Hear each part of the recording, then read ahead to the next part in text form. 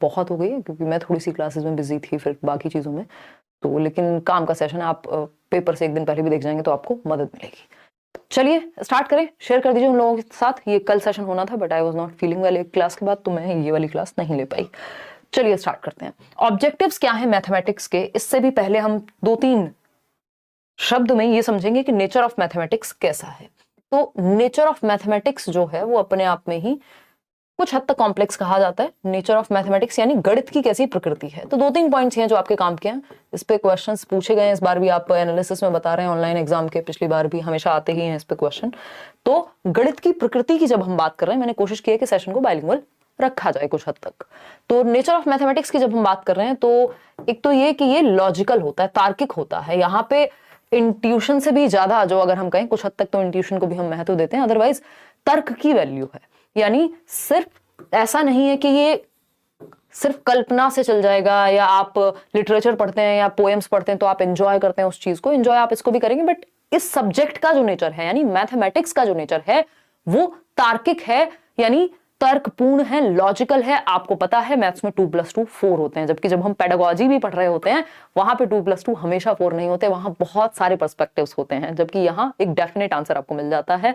तो हम कहेंगे कि लॉजिकल है, लॉजिक की जरूरत पड़ती है, तर्क की जरूरत पड़ती है। मैथमेटिक्स के नेचर में ये बात निहित है, ठीक है। एब्स्ट्रैक्ट इन नेचर है, यानी अमूर्तता पाई जाती है। भाई नंबर्स क्या है, अपने आप में अमूर्त ही हैं। फिर आप थियरम्स को प्रूव कर रहे हैं, समझ रहे हैं चीजों को, तो यानी अमूर्तता भी है। जो प्रकृति है मैथ्स की वो अमूर्त भी है। तो हमको कोशिश करनी है कि कॉन्क्रीट चीजों से जोड़ करके, कॉन्क्रीट क्या है, मूर्त, जिसको टच और फील किया जा सके, जैसे ये बॉटल है, तो हम कॉन्क्रीट चीजों का उदाहरण लेके उनका प्रयोग करके टीचिंग लर्निंग मटेरियल में, अपनी शिक्षण सहायक सामग्री में अमूर्त संप्रत्यों को भी सिखा पाए, ठीक है। थर्ड पॉइंट अगर हम कहना चाहें, ऐसे बहुत सारे अन्य पॉइंट भी हैं कि भाई लॉजिकल होता है, एब्स्ट्रैक्ट होता है, ओपन एंडेड क्वेश्चंस आपको पूछने चाहिए जिससे बच्चे की थिंकिंग प्रोसेस बेहतर हो। थिंकिंग प्रोसेस बेहतर होगी तो लॉजिकल प्रोसेस बेहतर होगी, वो इमेजिन भी अच्छे से करेगा, वो बाकी चीजें भी जो है वो आपकी अच्छे से होंगी। एक और चीज है हायरार्किकल इन नेचर है, यानी पदानुक्रमिक है। जो मैथ्स है वो क्या है, पदानुक्रमिक है। पदानुक्रमिक बोले तो एक चीज दूसरी चीज से जुड़ी हुई है। आप हायर लेवल पे तब जाते हैं जब आपको पहले चीजें पता होती हैं, है ना। भाई आप एडिशन नहीं सीखेंगे तो फिर आगे की चीजें कैसे होंगी। आप सब्ट्रैक्शन नहीं सीखेंगे, आप मल्टीप्लिकेशन नहीं सीखेंगे, फिर आप डिवीजन नहीं सीख पाएंगे अगर मल्टीप्लिकेशन नहीं आता है। तो इस तरह की चीजें जो हैं जुड़ी हुई हैं आपस में, हायरार्की में है, यानी सिंपल टू कॉम्प्लेक्स तो जाएगा ही। हायरार्की क्या होती है, हमेशा लोअर लेवल से अपर की तरफ जाती है। आपने मैस्लो की हायरार्की पढ़ी है, ठीक। तो लोअर लेवल से अपर पे जाएगी। अगर आप बीच में स्किप करेंगे चीजें तो समस्या होगी समझने में। देखते हैं आप मैथ्स में, भाई आप अगर 2 दिन स्कूल नहीं गए तो मैथ्स का जो छूट गया उसको समझने में बड़ी दिक्कत होती है। हालांकि आजकल यूट्यूब का सहारा लिया जा सकता है, बट हम अपने जमाने की बात करें जब यूट्यूब नहीं होता था उस तरह से, तो क्या होता था कि अगर इंग्लिश का कुछ छूट गया, चलो पढ़ लिया, इसका मतलब ये नहीं बाकी सब्जेक्ट्स खराब हैं या पढ़ के समझ जाएंगे या कुछ करेंगे। मैथ्स में अगर आपका एक कॉन्सेप्ट मिस हुआ तो दिक्कत होगी कि आप नेक्स्ट कॉन्सेप्ट को बिल्डअप कर पाए अच्छे से। सबसे ज्यादा ये समस्या मैथ्स की ही होती है, क्योंकि यहाँ फिर इसलिए प्रैक्टिस की भी बात होती है बहुत ज्यादा। तो हायरार्किकल इन नेचर है, यानी पदानुक्रमक है। और एक चीज भी कही जाती है जो एनसीएफ कहता है आपका, टॉल शेप ऑफ मैथमेटिक्स। इसमें हम अभी आएंगे। टॉल शेप भी कुछ हद तक इसी बात को जस्टिफाई करता है कि जो स्पाइरल है, यानी चीजें आपस में गुथी हुई हैं, वर्तुलाकार हैं। और अगर एक कॉन्सेप्ट, अगर आपको एडिशन ही नहीं आता, मान लीजिए आपको सब्ट्रैक्शन ही नहीं आता, आपको मल्टीप्लिकेशन नहीं आता, अगर आपको कोई इक्वेशन दे दी जाए सॉल्व करने के लिए, आप कैसे करेंगे उसको सॉल्व। तो नए टॉपिक के लिए पुराना टॉपिक आना जरूरी है। यानी टॉल शेप तभी बिल्ड होगी, जैसे हम एक बिल्डिंग बनाते हैं, जब ये वाली नींव जो है आपकी मजबूत हो, तभी आप नेक्स्ट टॉपिक सीख पाते हैं। स्पाइरल करिकुलम जैसी भी एक चीज होती है जो ब्रूनर कहते हैं। तो हमें ये ध्यान रखना है, ये क्या है, लॉजिकल इन नेचर है, एब्स्ट्रैक्ट है, हायरार्किकल है इन नेचर, ठीक। आगे बढ़े, समझते हैं अब इसके ऑब्जेक्टिव्स क्या हैं, गणित क्यों पढ़ा रहे हैं हम। उद्देश्य तो होते हैं हर सब्जेक्ट के, तो ऑब्जेक्टिव्स की जब हम बात कर रहे हैं तो टीचिंग मैथमेटिक्स यानी गणित पढ़ाने के क्या उद्देश्य हैं, फटाफट से समझेंगे। ये सेशन थोड़ा सा शॉर्ट और टू द पॉइंट होने वाला है, क्योंकि पेपर में डायरेक्टली आपको हेल्प करेगा, सिंपल बात, ठीक। Mathematisation of the child's thought process, इस बार भी इस पे क्वेश्चन आया, हमेशा आते हैं इस पे क्वेश्चन के एक ऑब्जेक्टिव, एक उद्देश्य क्या है। हम आज भी जो पढ़ रहे हैं इसका उद्देश्य क्या है। आपका पेपर है 9 तारीख को, या जिनके भी आगे आने वाले एग्जाम्स हैं, मैथ्स पेडागोजी पढ़नी है, तो उस पेपर में मदद हो सके, इसलिए हम आज ये पढ़ रहे हैं। तो उद्देश्य क्या है कि सीटेट के एग्जाम के लिए पेडागोजी जहां पे भी पूछी जाती है उसके लिए हम पढ़ रहे हैं। तो ये एक उद्देश्य हो गया। ठीक, तो उसी तरह से मैथ्स पढ़ाने का भी उद्देश्य है। मैथ्स पढ़ाने का उद्देश्य ये नहीं है कि बस टॉपिक्स आ जाएं, चैप्टर्स पता हो बच्चे को। ये एक कथन है जिसको बहुत बार रिपीट किया जाता है, बताइएगा किसका कथन है, मैंने नोट्स में दिया हुआ है। तो और कहा जाता है कि ये जरूरी है कि बच्चे बहुत ज्यादा गणित सीखने की बजाय उनके थॉट का मैथमेटाइजेशन हो जाए, उनकी थॉट में, उनके विचार में गणितीयकरण हो जाए, वो तार्किक ढंग से सोचना सीख जाएं, समझना सीख जाएं, उनके विचार, उनका दिमाग, उनकी थॉट प्रोसेस, चिंतन प्रक्रिया का गणितीकरण होना जरूरी है, बजाय कि हम क्या करें, बहुत ज्यादा गणित सीख लें। बिल्कुल, अब देखो अलग अलग लोग इस पे अलग अलग बात कर रहे हैं। डेविड व्हीलर का कथन है, ठीक, पॉलिया का नहीं है। पॉलिया ने अभी क्या दिया है, अभी इस बार भी पॉलिया से एक क्वेश्चन आया, अभी मैं नेक्स्ट टॉपिक में कराऊंगी।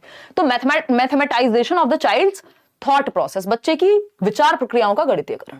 Children learn to enjoy mathematics. अब हम हवा नहीं बना दें गणित का, डर ना बिठा दें बच्चे के अंदर, इस तरह से सिखाया जाना चाहिए मैथमेटिक्स कि बच्चे गणित का आनंद ले सकें, एंजॉय कर सकें। इतने सारे टीचिंग लर्निंग मटेरियल्स, इतने सारे मेथड्स, स्टोरीज का आप यूज करें, आसान भाषा में मुश्किल टर्म्स को समझाएं, जो मैथ्स की लैंग्वेज है अपने आप में, उसको आप डेली लाइफ से जोड़ दें।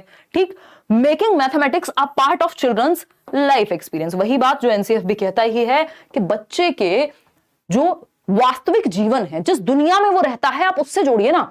किताबों में कुछ और पढ़ रहा है, दुनिया में कुछ और है भाई। वो अगर हम देखें तो गणित कहां है, हमारी एवरीडे लाइफ में है, हर जगह पर है। कम्युनिटी रिसोर्स का हमें इस्तेमाल करना चाहिए। और बच्चा एक दुकान से टॉफी भी लेने जाएगा, चॉकलेट भी खाएगा, कुछ भी जो भी वो करता है, मैथ्स वहां इंक्लूडेड है ना।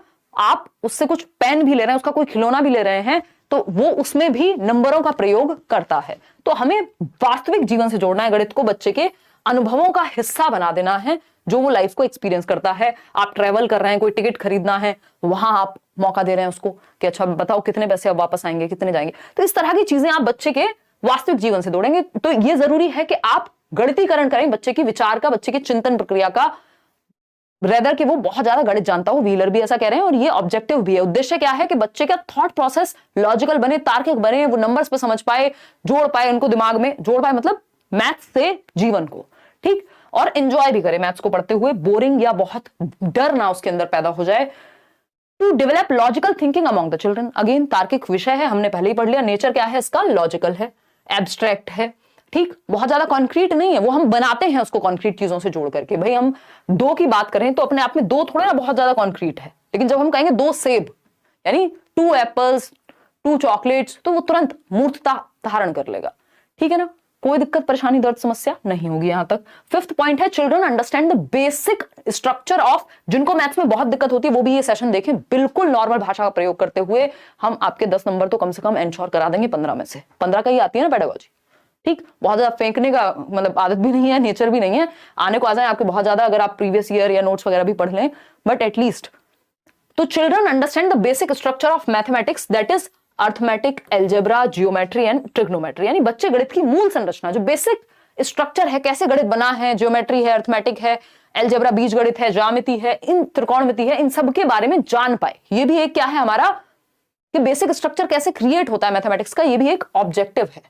ठीक है, इतनी बात हम कह रहे हैं भाई। अभी तो हम नेशनल एजुकेशन पॉलिसी की, न्यू एजुकेशन पॉलिसी की बात कर रहे हैं, तो वो कह रहे हैं भाई एटलीस्ट अर्थमेटिक हो गया, या बेसिक समझ तो बच्चे को पता हो, रीडिंग राइटिंग अर्थमेटिक, ये तो बेसिक न्यूमरेसी स्किल्स में उसको आए, जोड़ घटाना, जीवन यापन तो वो कर ले, इतना गणित तो जाने। अब जॉर्ज पॉलिया की बात करते हैं। इन्होंने 2 प्रकार के एम्स बनाए हैं, यानी उद्देश्य बनाए किस तरह के गणित को सिखाने के स्कूल्स में, एक नैरो और एक हायर। उससे पहले इस बार एक क्वेश्चन आया था जॉर्ज पॉलिया के प्रॉब्लम सॉल्विंग मॉडल से। ये 4 स्टेप्स हैं, अभी हम इनको समझेंगे और फिर एक क्वेश्चन करेंगे किस तरह का क्वेश्चन आया था। ठीक है, तो अगर हम बात कर रहे हैं यहां जॉर्ज पॉलिया की, अकॉर्डिंग टू जॉर्ज पॉलिया क्या कहते हैं, देयर आर 2 एम्स, यानी 2 एम्स हैं, उद्देश्य हैं, गोल्स हैं, टीचिंग मैथमेटिक्स इन स्कूल्स। यानी इन जनरल अगर हम देखें, बहुत ज्यादा भाषा में ना डीप जाते हुए, ये अगर हम समझें कि कितने एम्स हैं, क्या उद्देश्य हैं, क्या ऑब्जेक्टिव्स हैं, दो टाइप के हैं मुख्य रूप से, नैरो एम्स ऑफ मैथमेटिक्स और हायर और broad aims of mathematics. Narrow aims क्या है, बेसिक कैलकुलेशन, जीवन यापन, ये वो। हायर क्या है, थिंकिंग का मैथमेटाइजेशन, रिसर्च करें आप कल को जाके, देश के लिए एक रिसोर्स बन पाए। तो संकीर्ण लक्ष्य और हायर या ब्रॉड एम्स, जिनको हम विस्तृत या व्यापक लक्ष्य कहेंगे। इन दोनों को पढ़ेंगे। उससे पहले ये जॉर्ज पॉलिया का प्रॉब्लम सॉल्विंग मेथड पढ़ लेते हैं, जो सिर्फ 4 स्टेप का है। पेपर में एज इट इज आया है। 4 स्टेप्स की अगर हम बात करें, समस्या समाधान का ये एक मॉडल है जिसमें 4 स्टेप्स हैं। ये सिंपल बात है, अंडरस्टैंड द प्रॉब्लम। यानी कभी भी आपके सामने, मान लीजिए बच्चे के सामने आपने समस्या प्रस्तुत की, तो पहले वो समझेगा ना, अंडरस्टैंड द प्रॉब्लम, या अवेयर होना प्रॉब्लम के प्रति, पता होना कि समस्या है क्या, उसको समझना। उससे पहले के पहले रोना नहीं शुरू कर देना। समस्या क्या है, सिलेबस मान लीजिए आप तैयारी कर रहे हैं, तो आप पहले जानेंगे ना सिलेबस क्या है, एक्चुअली समस्या है क्या, कितना स्कोर करना है, कैसे स्कोर करना है, वो सब बाद की बात आएगी। तो अंडरस्टैंड द प्रॉब्लम यानी समस्या को समझना।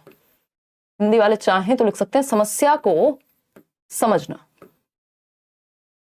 ठीक है बात। फिर अगर हम बात करें मेक अ प्लान, फिर आप एक प्लान बनाते हैं। पहले समस्या समझते हैं, फिर प्लान बनाया जाता है ना। एक प्लान, एक योजना तैयार की जाएगी। फिर आता है कैरी आउट द प्लान, या इसको डिवाइस द प्लान। पहले हो गया आपका मेक अ प्लान में, अब आप apply the plan, carry out कर रहे हैं, उस प्लान को सच में प्रयोग कर रहे हैं। ठीक है ना।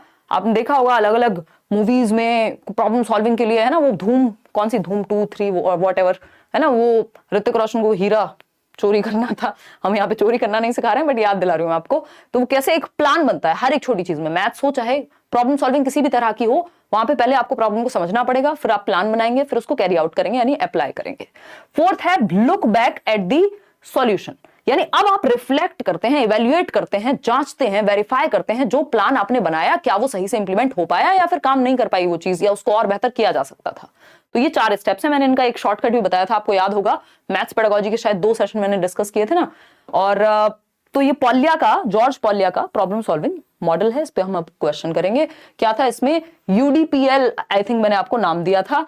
यूडीपीएल क्या है, ये 4 स्टेप्स। अगर हम जॉर्ज पॉलिया की बात करें कि understanding the problem, device a plan या मेक अ प्लान, फिर आप इंप्लीमेंट करते हैं, कैरी आउट करते हैं प्लान को, और लास्ट में है आप लुक बैक करेंगे या रिफ्लेक्ट करेंगे, क्या सही प्लान बना, क्या सही से इंप्लीमेंट हुआ, क्या इसमें चेंज कर सकते थे, वेरीफाई करते हैं या जज करते हैं बाद में जाकर के लास्ट में। तो ये 4 स्टेप्स हैं, यूडीपीएल से आप याद रख सकते हैं। अब आपके सामने मान लीजिए एक क्वेश्चन आता है, और क्वेश्चन क्या कहता है, ऑनलाइन एग्जाम का ही क्वेश्चन है। ये कहता है which of the following is the correct order according to Polya's problem solving model. Again कुछ भी ऐसा नहीं करेंगे जिससे आपके सर में दर्द बहुत ज्यादा हो जाए और नंबर उससे बहुत ज्यादा आते ना हो, क्योंकि एग्जाम टाइम है, काम की चीजें पढ़ेंगे। तो निम्नलिखित में से कौन सा, और आपका एक धर्म होना चाहिए कि आपके पास जो नोट्स आपको लेट्स लर्न से मिले हैं फ्री, वो सभी तक पहुंचा देना। किसी का मन नहीं भी हो तब भी उसको कहो बेटा पढ़ ले, कोई दिक्कत नहीं, इससे नुकसान नहीं होगा, है ना। कुछ भी तैयारी आपने अभी तक की है, कहीं से भी की है, वो नोट्स आप एक बार पढ़ लीजिए, आपको डायरेक्ट क्वेश्चंस पेपर में देखने को मिलेंगे, मिल रहे हैं लोगों को, जितनी 2 दिन के पेपर हुए हैं 4 शिफ्ट में। चलिएगा, बी कह रहे हैं हम सभी, यानी विच of the following is the correct order. क्या करेक्ट ऑर्डर है, अंडरस्टैंड द प्रॉब्लम, यूडीपीएल आपको याद ही होगा, हाँ प्रॉब्लम अंडरस्टैंड करना सही है। डिवाइस अ प्लान, हाँ ये भी सही है भाई। लुक बैक मतलब कैरी आउट करने से पहले लुक बैक करने लग जाएंगे, इतने तो बुद्धू नहीं है हम। Understand the plan, devise a plan या make a plan, carry out the plan और लुक बैक। आप रिफ्लेक्ट या वेरीफाई या इवेल्युएट लास्ट में करते हैं, पहले तो आप देखेंगे ना। तो B option is the right answer. बाकी सभी में स्थिति सही नहीं है। अंडरस्टैंड द प्रॉब्लम इन्होंने बाद में कर दिया भाई, सबसे पहले तो प्रॉब्लम को ही अंडरस्टैंड करेंगे, ठीक है ना। तो B option is the right answer. आगे बढ़ेंगे, नैरो एम्स। अभी हम जॉर्ज पॉलिया की बात कर रहे थे ना, उन्होंने किस तरह से नैरो और ब्रॉड एम्स की बात की है भाई। नैरो और ब्रॉड एम्स की बात की है, संकीर्ण या नैरो एम्स। पहले हम गणित सिखाने के, पढ़ाने के पढ़ेंगे कि संकीर्ण या जो छोटे लक्ष्य हैं वो क्या हैं। तो पहला पॉइंट है these aims emphasise on turning out employable adults, यानी भैया नौकरी पेशा वाले बन जाएं, अपना जीवन यापन कर लें। पहला तो इनका एक ये उद्देश्य है। Who can contribute to social and economic development, इस देश के सामाजिक और आर्थिक विकास में जो सहायता प्रदान कर सके, ऐसे नागरिक हम तैयार कर पाए। तो ये उद्देश्य है, रोजगार योग्य वयस्कों को तैयार करना या तैयार करने पर जोर देता है, और जो सामाजिक और आर्थिक विकास में देश में योगदान दे सके। कि भाई अगर पहले रोटी नहीं है तो रोटी के बारे में सोचोगे ना, बाद में रिसर्च के बारे में सोचोगे। रोटी नहीं है और रिसर्च के बारे में भी सोच रहे हैं तो या तो आप एक्सेप्शन है ना। तो अगर हम बात करें दीज एम्स किस पे एम्फसाइज करते हैं, सोशल इकोनॉमिक डेवलपमेंट देश का हो, और आप एक रोजगार या एम्प्लॉयबल अडल्ट बन जाएं, इतना गणित आपको आता हो कि आप डेली जीवन में उसको या अपने नौकरी पेशे में यूज कर पाए। तो ये एम्प्लॉयबल अडल्ट्स बनाने पे है, सोशल और इकोनॉमिक डेवलपमेंट ठीक से हो जाए। सेकंड पॉइंट है this is related to numerical operations. अभी हम नैरो एम्स की ही बात कर रहे हैं, संकीर्ण उद्देश्यों की। तो ये न्यूमेरिकल ऑपरेशंस बच्चों को बेसिक आते हो, मेजरमेंट, भाई अपनी ही हाइट मेजर करनी है, पता ही नहीं है सेंटीमीटर में करें, इंच में करें, किस में करें, कैसे करें, बेसिक मैथ्स भी नहीं आता तो दिक्कत होगी। तो न्यूमेरिकल ऑपरेशंस जैसे मेजरमेंट, फ्रैक्शंस, परसेंटेज, इतना आता हो बच्चे को, ये क्या है, संकीर्ण उद्देश्य है कि संख्यात्मक संक्रियाओं अर्थात मापन, भिन्न, प्रतिशत आदि इन सब संकल्पनाओं से, गणित के इन कॉन्सेप्ट से बच्चा वाकिफ हो। फिर आता है third point, thus the limited aim of mathematics या narrow aim of mathematics is to develop useful abilities, जिनको दैनिक जीवन में यूज किया जा सके, जिनको लाइफ में यूज किया जा सके, देश को थोड़ा आगे बढ़ाया जा सके। इतनी बात क्लियर है या नहीं है ना? कल भी हम 9 बजे मिलेंगे, जो असर्शन और रीजनिंग वाले क्वेश्चंस होते हैं, जो मुश्किल लगते हैं, कथन और कारण वाले क्वेश्चंस, वो हम करेंगे। तो ये कुछ बेसिक नैरो एम्स थे। अब आए ब्रॉड एम्स, व्यापक उद्देश्य। व्यापक उद्देश्य क्या कहते हैं? थिंक मैथमेटिकली, यानी गणितीय चिंतन, आप सोच पाए। अब तो आप थियरम भी लिख देंगे खुद से, अपना भी एक आपकी एक किताब आ सकती है। हैव लॉजिकल डिस्कशन, यानी जब आप चर्चा करें तो तार्किक चर्चा होनी चाहिए, सिर्फ गणित में ही नहीं, इन जनरल भी। तो ये गणित से आ रहा है, लेकिन ये जो एबिलिटी है आप में, गणित को सीखने से, समझने से आ रही है। तो आपका थिंकिंग प्रोसेस मैथमेटाइज हो जाए। मैथमेटाइज हो जाए मतलब लॉजिकल हो, एब्स्ट्रैक्ट हो, हायरार्किकल हो, मतलब जिसमें कुछ वजन आए, लॉजिकल डिस्कशन आप रख पाए। ठीक बात है, ये क्या है? ब्रॉड एम है। जैसे अगर हम शिक्षा की भी बात करें तो शिक्षा के भी नैरो एम्स में हम देख लेते हैं कि यार नौकरी लग जाए, ये हो जाए, है ना। हालांकि हम में से बहुत सारे लोग सिर्फ उस तक सीमित भी रह जाते हैं, जबकि ब्रॉड एम्स क्या है भाई? हमारे अंदर की जो यूनिकनेस है, जो हमारा होलिस्टिक डेवलपमेंट है, वो बाहर निकल के आए, जिस चीज के लिए हम बने हैं वहां तक पहुंच पाए। फाइंड लॉजिकल कंक्लूजन्स, यानी निष्कर्ष जो है, जो बिलीफ्स है, हमारे विश्वास हैं, हमने सुना है ऐसा होता है, ये होता है, वो होता है, उसके लिए हम तार्किक मनन कर पाए, तार्किक मतों तक पहुंच पाए। सिर्फ मान ना ले कि बिल्ली रास्ता काट गई तो हाँ ऐसा ही होगा। तो जो हमारे बिलीफ्स हैं, जो हम मानते आ रहे हैं, जो हमारे विश्वास है, उनका लॉजिकल कंक्लूजन निकाल पाए। इसके लिए गणित में आप देखते हैं थियरम प्रूव कर रहे हैं, ये कर रहे हैं, वो कर रहे हैं, तो पहुंच रहे हैं आप। आपने देखा होगा मैथ्स में आंसर को वेरीफाई करने के भी 2-3 तरीके होते हैं, आप खुद ही जांच सकते हैं कि आंसर सही आया है कि गलत। तो आप कंक्लूजन तक पहुंच पा रहे हैं, जस्ट विश्वास पे नहीं है। अंडरस्टैंड एब्स्ट्रैक्टनेस, यानी अमूर्तता को समझना। यही हम बात कर रहे थे ना, नेचर कैसा है? अमूर्त है। नंबर्स की दुनिया में आप समझ पा रहे हैं चीजों को, एब्स्ट्रैक्टली आप समझ पा रहे हैं। Find solution to a problem, यानी एक समस्या का समाधान आप खोज पा रहे हैं। ये बहुत बड़ी बात है कि आपका जो ब्रेन होगा वो प्रॉब्लम सॉल्विंग पे बेस्ड होगा। बहुत ज्यादा आप, जिनकी लॉजिकल एबिलिटी ज्यादा होती है, बहुत ज्यादा फंसते नहीं है चीजों में, ठीक है ना। तो find solution to a problem, एक समस्या का समाधान कैसे ढूंढेंगे? लॉजिक के थ्रू। प्रॉब्लम सॉल्विंग बेटर हो गई आपकी। अब एनसीएफ की अगर माने तो प्राइमरी लेवल पे मुख्यतः, वैसे ये सभी लेवल्स पे काम आते हैं। मैंने और भी कई सारे एम्स हैं इसमें जो एनसीएफ के अकॉर्डिंग है, जो आपके नोट्स में मैंने डलवाए हुए हैं। हिंदी इंग्लिश दोनों में ही नोट्स आपको मिल चुके हैं, मैथ्स पेडागोजी के भी, है ना, और फ्री नोट्स हैं वो अगेन। अगर हम बात करें एनसीएफ 2005 की, तो पहला उद्देश्य क्या है?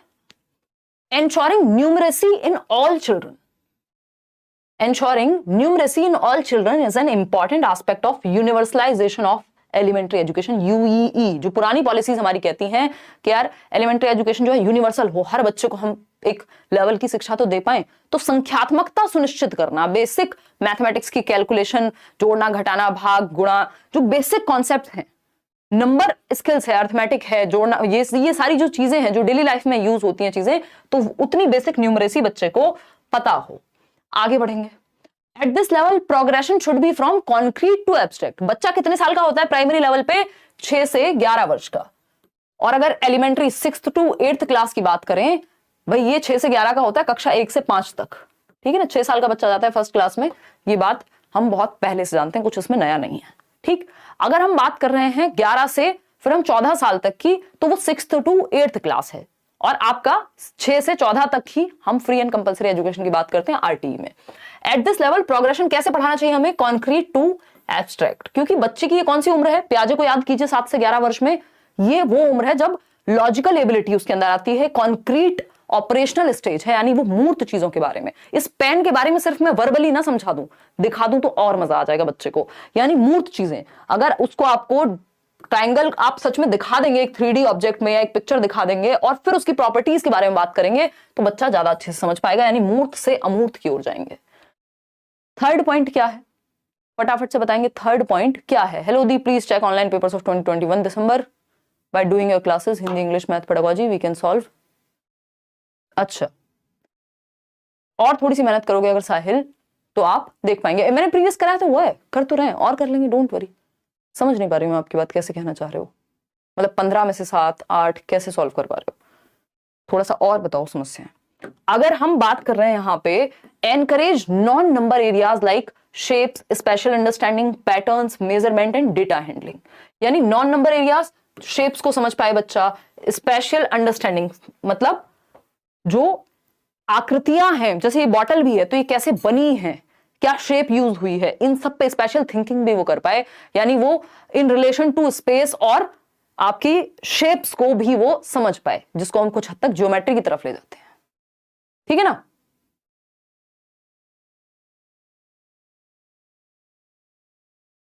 बहुत बढ़िया। अच्छा, निशु क्या कह रहे हैं मैम, मैंने आपके ब्लॉग में मम्मी को देखा, वो मेरी मैम है, मतलब मेरी मम्मी को, अच्छा आपकी मम्मी को देखा, हाँ मतलब ओके। मेरे को बहुत खुशी हुई स्कूल छोड़ने के बाद, इतने टाइम बाद अपनी मैम को देख के। अच्छा 9th क्लास में, ओके बहुत बढ़िया। आप देखो मम्मी के भी स्टूडेंट्स हमें मिल रहे हैं, कमाल ही हो गया। चलिए धन्यवाद आपका। देखिए इधर तो एनकरेज नॉन नंबर जो शेप्स हैं, स्पेशल अंडरस्टैंडिंग है, पैटर्न को बच्चा समझ पाए, अभी पैटर्न्स पे हम पढ़ेंगे, टेसिलेशन, मेजरमेंट, डेटा हैंडलिंग, इन सबको भी वो बेसिकली प्राइमरी लेवल पे समझ पाए। अच्छा यहां से एक चीज जरूर निकल के आती है कि आपको पता होना चाहिए, पेपर में आपको दे देगा शेप्स आप पढ़ते हैं प्राइमरी लेवल पे, स्पेशल अंडरस्टैंडिंग आपकी बेटर कराई जाएगी, पैटर्न्स आप पढ़ते हैं, मेजरमेंट, डेटा हैंडलिंग ये सब पढ़ते हैं, क्या नहीं पढ़ते, रेशो एक चैप्टर है जो आप नहीं पढ़ते। इस तरह से आपको थोड़ा सा ध्यान रखना है कि कौन से वो चैप्टर्स हैं जिनको हम प्राइमरी लेवल पे नहीं पढ़ते। अब कॉन्सेप्ट मैपिंग पे एक क्वेश्चन आ जाता है जनरली। कॉन्सेप्ट मैपिंग क्या कहता है? ये कहता है it is a schematic drawing which shows relationship between the concept, यानी यह एक योजनाबद्ध रेखा चित्र है जो अवधारणाओं के बीच के संबंध को दर्शाता है। ये सिर्फ मैथ्स में ही नहीं, अदर सब्जेक्ट्स में भी हेल्प करेगा कॉन्सेप्ट मैप, यानी संप्रत्य मानचित्रण, यानी एक कॉन्सेप्ट पढ़ा आपने, मान लीजिए प्याजे को पढ़ा और उसका आप एक हायरार्किकल एक फ्लो चार्ट बना पा रहे हैं, इस तरह की चीजें बना पा रहे हैं जिससे आप आसानी से याद रख पाए उसको। तो ये स्कीमेटिक ड्राइंग है जिससे आपके स्कीमा में, आपके ब्रेन में चीजें फिट हो सके और जिसमें एक कॉन्सेप्ट का रिलेशन दूसरे कॉन्सेप्ट से शो किया जाता है। It is a hierarchical structure, पदानुक्रमित संरचना होती है। हायरार्किकल मतलब फ्लो चार्ट बना हुआ है या जो चीजें आपस में जुड़ी हुई हैं, एक टेबल बनी हुई है, ठीक है ना। और साहिल एक काम कर लो इसमें ना कि प्रीवियस ईयर तो साथ में करना ही है, डायरेक्टली कुछ चीजें मिलेंगी आपको पेपर में, कुछ चीजें इनडायरेक्टली भी मिलेंगी, तो उस कॉन्सेप्ट को समझने के लिए प्रीवियस ईयर तो थोड़ा करना ही पड़ेगा, ठीक है ना। और मैंने कराया भी हुआ है, अगर आप सेशन देख लेंगे, 2-3 सेशन देख के भी चले जाएंगे तो भी हेल्प हो जाएगी आपकी उस सब्जेक्ट में। देखिएगा और भी कुछ क्वेश्चंस करा दूंगी। थर्ड पॉइंट देखिएगा, it can be build either by the teacher और लर्नर, या तो ये टीचर के द्वारा बनाया जा सकता है या लर्नर के द्वारा, यानी दोनों बना सकते हैं। भाई आपका टीचर भी आपको कॉन्सेप्ट मैप बनवा सकता है और आप खुद भी किसी टॉपिक को आपने पढ़ाया तो आपको याद रखना है, अच्छा प्याजे में 4 स्टेजेस थे, अच्छा वो 4 स्टेजेस कौन सी थी, 4 एलिमेंट्स कौन से थे, तो वो कॉन्सेप्ट मैप बन जाएगा जो आप फ्लो चार्ट के रूप में या उसमें अलग अलग शेप या कलर के द्वारा प्रॉपर एक चार्ट जैसा बना सकते हैं। It connects the new concepts with the previous knowledge, जो आप नया सीख रहे हैं उसको आप प्रीवियस नॉलेज से जोड़ते जाते हैं। It is a method which makes learning successful, of course ये कॉम्प्रिहेंशन आपका, यानी आपकी समझ जो है वो बेहतर होती है और लर्निंग आपकी ठीक से हो पाती है। अगर आप इसको देखना चाहें तो ये ऐसा दिखता है कुछ। अगर हम कॉन्सेप्ट मैप की बात करें तो हम क्या है, ट्राइंगल के बारे में जान रहे हैं मान लीजिए, तो अब ट्राइंगल को सिखाने के लिए हमने क्या किया, एक कॉन्सेप्ट मैप बनाया। एक तरफ मान लीजिए उसकी डेफिनेशन लिख ली या अपने शब्दों में उसकी डेफिनेशन लिख ली, मान लेते हैं डेफिनेशन भी नहीं लिखी, जस्ट एक रिलेशन बना लिया। एग्जाम्पल क्या है ट्राइंगल का, ये एक एग्जाम्पल है, ठीक, ये भी एक एग्जाम्पल है, एक नॉन एग्जाम्पल लिया। नॉन एग्जाम्पल पता है ना, एग्जाम्पल्स और नॉन एग्जाम्पल्स दोनों ही जरूरी हैं अच्छे से समझने के लिए, आपके सीडीपी में भी क्वेश्चन आता है। नॉन एग्जाम्पल मतलब जो इनडायरेक्टली ये समझा सके हमें कि भाई ट्राइंगल, हमें सर्कल देख के ये पता चल गया कि ये ट्राइंगल तो नहीं होता। जैसे हम बात करते हैं जब हम बर्ड्स की बात कर रहे हैं और हम डॉग का एग्जाम्पल ले तो वो नॉन एग्जाम्पल हो गया कि बर्ड्स कौन से नहीं होते, वो हमें नॉन एग्जाम्पल से समझ आ गया। तो ये क्या हुआ, एक फ्लो चार्ट हमने बना लिया या हमने कॉन्सेप्ट मैप बना लिया, यानी इस कॉन्सेप्ट से जुड़ी हुई बातें इस चार्ट में रख ली हमने कि डेफिनेशन क्या होती है एग्जैक्टली, फिर मेरे शब्दों में क्या है, इसके कितने एग्जाम्पल हो सकते हैं, राइट एंगल कौन सा है या इक्विलेटरल कौन सा है, तो वो आपने क्या किया, एक फ्लो चार्ट में कॉन्सेप्ट मैप में बना लिया जिससे चीजें याद रहे। जैसे एक और ये आपका कॉन्सेप्ट मैप है शेप्स के बारे में कि 3D शेप्स कौन सी होती हैं, तो आपने यहाँ पे क्यूबॉइड बना लिया, इधर आपने क्यूब बना लिया, है ना। या फिर अगर हम बात कर रहे हैं आपकी सिलेंड्रिकल शेप, तो सिलेंडर के साथ आपने एक शेप भी बना ली, ठीक। अगर हम 2D शेप्स की बात कर रहे हैं तो यहाँ पे 3 साइड्स होती हैं ट्राइंगल की, ये होता है। तो ये प्रॉपर्टीज आपने फ्लो चार्ट या हम कहें concept map concept map basically inter related होता है, सारे टॉपिक्स से आपकी चीजें हायरार्किकल हैं, इजी टू डिफिकल्ट वे में बनाई हैं चीजें आपने। आगे बढ़ते हैं, समझते हैं कहानी है क्या। एक क्वेश्चन इस पे देख लेते हैं। क्वेश्चन है आपका, देखिएगा क्वेश्चन है आपका बहुत बढ़िया, okay, online course about KVS please tell me, कोई तो कह रहा है, उस पे आएंगे यार अभी, है ना, उस पे आएंगे क्या, करियर ऐप डाउनलोड कर लीजिए आप, और वहां टीचिंग सेक्शन में आपको जाना पड़ेगा। अतः एडमिशन ऑलरेडी है, आप ले सकते हैं, मेहनत दबा के चल रही है, सारे टीचर्स कर रहे हैं, दिन में 7-7 क्लासेस हो रही हैं आपकी, मैं भी जुड़ी हुई हूँ साथ में।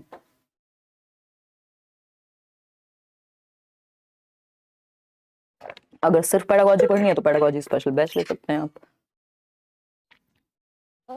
लेकिन दोनों मत ले लीजिएगा गलती से कि आप पेडागोजी स्पेशल भी ले लें और आप कंप्लीट बैच भी ले लें। कंप्लीट का मतलब ही है उसमें पेडागोजी अपने आप शामिल होगी।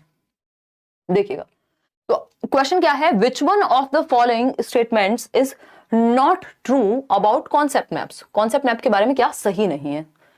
Concept maps represent a collection of interconnected concepts, बिल्कुल सही बात है भाई। अगर ट्राइंगल के बारे में पढ़ रहे हैं तो उसमें कितने टाइप्स के ट्राइंगल होते हैं, अच्छा इक्विलेटरल कौन सा होता है, अच्छा राइट एंगल कौन सा है, तो वो इमेज हमने अभी बनी हुई देखी, तो बिल्कुल आपस में जुड़ी हुई प्रॉपर्टीज को हम यहाँ लिखते हैं, सही बात है। प्रॉपर्टी वो बंगले वाली नहीं, मतलब कैरेक्टरिस्टिक्स जो है। Concept maps should be constructed by teachers only, ये गड़बड़ है, क्योंकि बच्चे भी कंस्ट्रक्ट कर सकते हैं और टीचर खुद भी। भाई आपको नोट्स मिले हैं उसमें कॉन्सेप्ट मैप्स हैं, चीजें जुड़ी हुई हैं, कहीं कहीं आपको डायग्राम मिल जाएंगे, ठीक। Concept maps are hierarchical in nature, हाँ हायरार्किकल होते हैं, लिंक करते हैं प्रीवियस नॉलेज से नई नॉलेज को, बिल्कुल सही बात है। लेकिन क्या है, ये सिर्फ टीचर कंस्ट्रक्ट करेंगे, ये गड़बड़ है। तो ये आपको बाकी की 3 बातें भी पता होनी चाहिए। अगली बार ऑप्शन घुमा के दे देगा। एक आपका बहुत ही फेवरेट टॉपिक जिसको वैन हील कहते हैं हम, यहां से एक क्वेश्चन आता ही आता है, हर बार आता है, ठीक। इस बार भी आ रहे हैं जो आपके फीडबैक है। एग्जैक्ट क्वेश्चन तो आप लोगों ने शेयर नहीं किया है, मैथ्स में याद रखना मुश्किल होता है, बट आपने बताया है कि भाई ये भी आ रहा है, ठीक। तो अगर हम इसमें देखें तो हमारे 3 लेवल सबसे ज्यादा काम के हैं। इन्होंने बेसिकली ज्योमेट्रिकल थिंकिंग के लिए हम किस तरह से लेवल्स इन्होंने डिवाइड कर दिए। तो 0 जिसको हम लेवल कहते हैं, या मतलब फर्स्ट हम अपने दिमाग में रख सकते हैं, बट ये 0 लेवल है। विजुअलाइजेशन, फिर एनालिसिस, इनफॉर्मल डिडक्शन जिसे एब्स्ट्रैक्शन भी कहते हैं, अमूर्तता, फिर डिडक्शन और राइगर। इस पे क्वेश्चंस जनरली तो देखने को नहीं मिलते हैं, हद से हद डिडक्शन, नहीं तो ये शुरू के जो 3 हैं आपके, ये ज्यादा महत्वपूर्ण है। आपके प्राइमरी लेवल पे तो क्वेश्चंस यहीं सिमट जाते हैं, ठीक है ना। इतनी बात समझे आप क्या कहानी है, एक एक करके समझते हैं। ये हमने देखा, ये पीडीएफ भी आपको मिल जाएगी, डोंट वरी। अगर हम बात कर रहे हैं यहाँ पे, अगर हम बात कर रहे हैं शेप्स की, विजुअलाइजेशन सबसे पहले यही होता है कि आप विजुअलाइज कर पाते हैं देख करके। आपने सर्कल देखा, आपने ओवल देखा, आपके लिए सर्कल भी सेम है, आपके लिए ओवल भी सेम है ना। बस शेप का आपको अंतर पता होता है कि अच्छा ये डिफरेंट शेप है, ये डिफरेंट शेप है, बट बहुत ज्यादा आपको प्रॉपर्टी नहीं पता। बच्चे की बात हो रही है, सबसे पहले विजुअलाइजेशन, यानी वो विजुअलाइज करता है, देखने के बेसिस पे जो चीजें उसको दिख रही होती हैं उस हिसाब से, उसको प्रॉपर्टीज का नहीं पता होता कि भाई जो आपका जिसको हम स्क्वायर कह रहे हैं यानी वर्ग कह रहे हैं, उसकी चारों जो है साइड्स वो इक्वल होती है, इतना उसे नहीं पता। बस वो एक शेप के आधार पे उसको पता है ये पेन अलग शेप का है, ये बॉटल अलग शेप की है, बस उसको इतना समझ में आता है, विजुअलाइज करके नजर मार के देख करके उसको इतना समझ में आता है। ये सिलेंड्रिकल है, ये नहीं है, क्या है उसको नहीं पता, ठीक। फिर है एनालिसिस। अब एनालिसिस के लेवल पे अब वो क्लासेस में यानी विभाजित करना शुरू कर देता है कि जिसकी कैरेक्टरिस्टिक्स अलग हैं। भाई अगर सर्कल है तो ये एक तरह की चीजें एक साथ आएंगी, ये एक साथ आएंगे, ये सिमिलैरिटी है इनमें, तो वो क्लासेस में विभाजित यहां करना शुरू कर देगा कि भैया ये सर्कल है, ये है, ये वो है, बेसिक उसको पता होगा, ठीक। वो क्लासेस में यानी कैटेगराइज कर सकता है। फिर आता है इनफॉर्मल डिडक्शन, यानी उसको थोड़ी प्रॉपर्टीज का आइडिया हो जाता है। अगर जब हम बात करें कि वो इनफॉर्मल डिडक्शन प्रॉपर्टीज का आइडिया हो जाएगा तो वो एनालाइज तो कर पाएगा। एनालिसिस का मतलब ये है कि शेप के आधार पे एनालाइज कर पाए वो, ठीक। इनफॉर्मल डिडक्शन में होता है कि अब इन शेप्स में रिलेशन क्या है, किसकी 4 साइड इक्वल होती हैं, किसकी 2 साइड इक्वल होती हैं, किसकी कोई भी नहीं साइड इक्वल होती। ये हो गया इनफॉर्मल डिडक्शन, यानी एब्स्ट्रैक्टनेस कहते हैं इसको। इस तरह से भी आप देख सकते हैं। ये हिंदी वाले नोट्स मिले हुए हैं, बट ये मैंने इंग्लिश में प्रेफर किया है। ज्यादातर जो लर्नर्स हैं वो अपने इंग्लिश मीडियम वाले ही हैं, यही डिस्क्रिप्शन बॉक्स में मिल जाएंगी। और फिर भी कोशिश रहती है कि चीजें बाइलिंगुअल लेके चले जाए। हिंदी वाले फिर भी अंग्रेजी थोड़ी समझ लेते हैं, अंग्रेजी वालों के सर में दर्द हो जाता है बहुत ज्यादा हिंदी देख के। देखिएगा विजुअल की अगर हम बात करें, जिसको विजुअलाइजेशन 0 लेवल कह रहे हैं, कहीं पे आपको लेवल 1 मिल जाएगा, कहीं पे 0। तो विजुअलाइजेशन क्या है, बच्चा डिस्क्राइब कर पाएगा शेप्स को जैसी वो दिखती है उसके बेसिस पे, ठीक। कि एक बड़ा सा गोल एक कुछ था, ऐसा वो बता रहा है, किसी कार्टून में देखा उसने। अब उसको नहीं पता वो ओवल शेप थी कि वो सर्कल था, बस उसको आइडिया है शेप का आधार पे।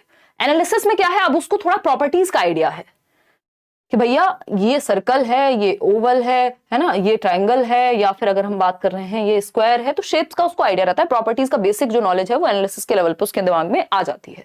एब्स्ट्रैक्टनेस में वो इस प्रॉपर्टी में क्या रिलेशन है, इसमें क्या अंतर है, ये सब समझ पाएगा। एब्स्ट्रैक्टनेस पे क्या कर पाएगा, रिकॉग्नाइज कर पाएगा कि प्रॉपर्टीज का जो प्रॉपर्टीज हैं अलग अलग शेप की, उनके बीच में क्या रिलेशनशिप है और कैसे उनको लॉजिकली उन शेप्स से जोड़ना है उन प्रॉपर्टीज को, या प्रॉपर्टीज के आधार पे चीजें अलग होती हैं, ये वो समझ पाएगा एब्स्ट्रैक्टनेस पे।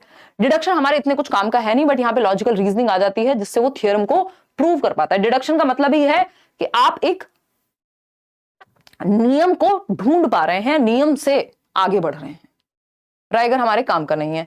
अब समझते हैं फटाफट से, एक क्वेश्चन है, बहुत ज्यादा मुश्किल नहीं है, आसान सा क्वेश्चन है, रिपीट हुआ है, हो सकता है, देखिएगा। According to Van Heel, at which level of geometric thinking can children assess the properties of a collection of shapes together? यानी assess the properties. ज्यामितीय सोच के या चिंतन के स्तर पर जिन्होंने ज्योमेट्रिकल थिंकिंग की, तो ये लेवल्स दिए ना वैन हील ने, एक साथ आकृतियों के संग्रहों के गुणों के बारे में, यानी प्रॉपर्टी के बारे में बता पाएगा अब बच्चा, असेस कर पाएगा, और सिर्फ ना सिर्फ बता पाएगा, असेस कर पाएगा, आकलन कर पाएगा, आकलन कर पाएगा। श्रद्धा क्या कह रही, मैम मैंने आपके सारे नोट्स पढ़े हैं, मेरी एग्जाम 17 जनवरी को है, बस यही पूछना था क्या सिर्फ ऑनलाइन प्रीवियस ईयर के 10 शिफ्ट कर लें तो इनफ हो जाएगा? श्रद्धा, मोर देन इनफ हो जाएगा। अगर नोट्स पढ़ने के बाद किसी को समस्या हो रही है, इसका मतलब प्रीवियस ईयर साथ में नहीं लगाए हैं। ऑनलाइन वाले 10-15 सेट जितने कर सकते हो, सिर्फ ऑनलाइन वाले, और कोई मॉक टेस्ट नहीं, कुछ नहीं, वो आप अच्छे से कर लो, उनको एनालाइज कर लो, जो भी चीज नहीं मिले, अलग लैंग्वेज अलग तरीके से पूछी गई है, बस दैट्स इट।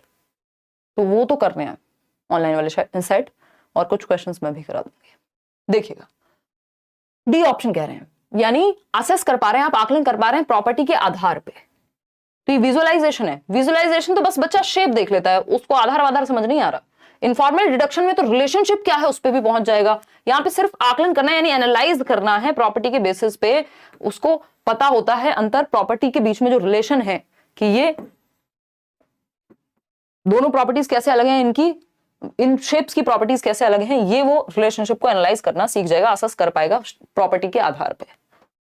एक और क्वेश्चन है छोटू सा, ये कहता है आइडेंटिफाई अ डिजायरेबल प्रैक्टिस, यानी जो काम होना चाहिए, पॉजिटिव बात, ज्योमेट्री पढ़ाने के लिए प्राइमरी लेवल पे, ज्यामिति पढ़ाने के लिए, शेप्स की जिसमें बात हो रही है, किस चीज का प्रयोग करना चाहिए। बहुत टू द पॉइंट सेशन रखने वाले हैं, फटाफट से अगर आपका मन है ये जवाब दे सकते हैं, नहीं तो इस सेशन के बाद पीडीएफ मिलेगा, आप प्रैक्टिस भी कर सकते हैं। तो geometry at primary level should be limited to recognition of simple basic shapes. Basic shapes तक ही सीमित रहनी चाहिए प्राइमरी लेवल पे ज्योमेट्री, या teacher should begin by giving clear definitions of simple shapes. पहले डेफिनेशन ही पेश कर दो बच्चे के सामने, इनको तो हम अवॉइड करते हैं। Children should be given ample opportunities. आपको सिंपल याद रखना है, पेडागोजी में जहां बच्चा ज्यादा एक्टिव है वो ऑप्शन बेहतर है।